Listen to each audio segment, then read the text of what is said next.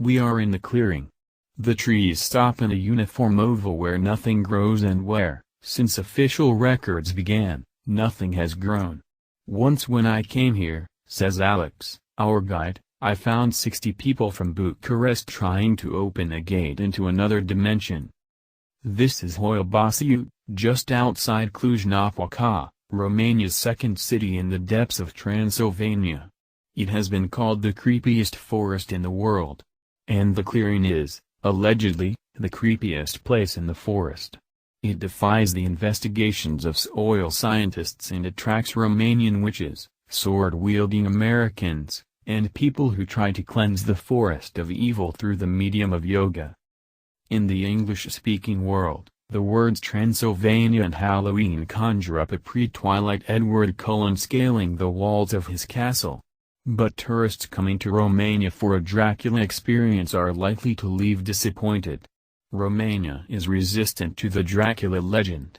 His namesake, Vlad Dracul, more commonly, Vlad the Impaler, is a national hero. And Bran Castle, the most explicitly Dracula-themed attraction, has only a tenuous connection to Stoker's creation, plus the priggish feel of a National Trust property. So here I am, on a nighttime tour of the Hoia Baciu forest, trying to find a real fright in autumnal Transylvania. Named after a shepherd who went missing in the forest with a flock of 200 sheep, Hoia Baciu came to international attention in 1968 when Emil Barnia, a military technician, photographed what he claimed was a UFO hovering over the clearing. What differentiates this story from other UFO claims is that Barnia had nothing to gain from reporting the sighting, and everything to lose. The communist government equated a belief in the paranormal with madness and state sabotage, and Barnia lost his job in a country which had no support for this act.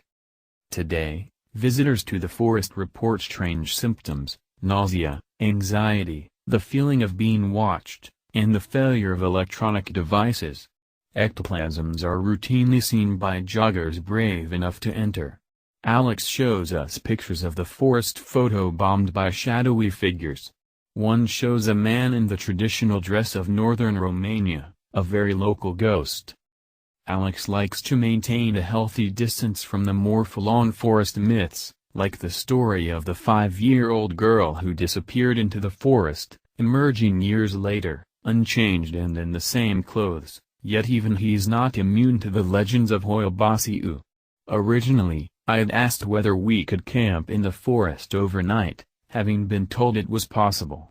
He had politely rebuffed me, blaming the October weather. But it turns out Alex doesn't like sleeping in the forest. The first time he camped overnight, he tells me, once we're inside it, he and his friends kept being woken by a very loud hoof noise, like a horse or a particularly large deer. Every time they would stick their head out from the tent to investigate, the noise would stop. The next time, he slept in a hammock to get closer to whatever was causing the sound. His visit was cut short when a bat smashed into his face. Now, the easy part is over. Twilight has passed, the sun has set, and we are very much alone in a dense, dark forest. Or are we? We point our flashlights at misshapen trees. Many here grow in zigzag patterns or in spirals, a phenomenon which has not been plausibly explained by any of the scientists who have come to investigate. What's more, every single tree that spirals does so in a clockwise direction. I ask Alex the creepiest thing that has happened to him on the tours. Well, there was a man who went crazy, thinking he'd met a demon. He just got a massive tattoo of a demon on his chest, to ward off demons. But the scariest thing happened to my colleague. He once did an extended night tour, one-on-one, with a very morbid man who talked about his obsession with death, how he enjoyed being with people as they die, watching them die. That was a long night for Marius. Alex and Marius are famous in Japan, where 20 million people watched a documentary about ghost hunting in Hoia Baciu in 2015. They've come a long way since 2013, when they were contemplating starting a business taking tourists to the forest, and their friends declared they were nuts. They said, "Even locals are too scared to come to the forest. Foreigners will think you are going to take them to a dark, creepy place then rip out their kidneys." We reach a tree that has grown in an arc. Perhaps this is the portal to another dimension.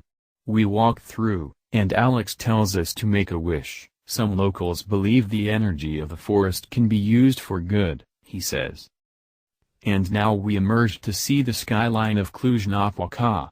There have been no aliens. No ghosts. No moments of fear, either, only a strange sense of fatigue experienced by another woman on the tour. But then, I remember Alex's words before we set off, the forest is only haunted if you bring your own ghosts.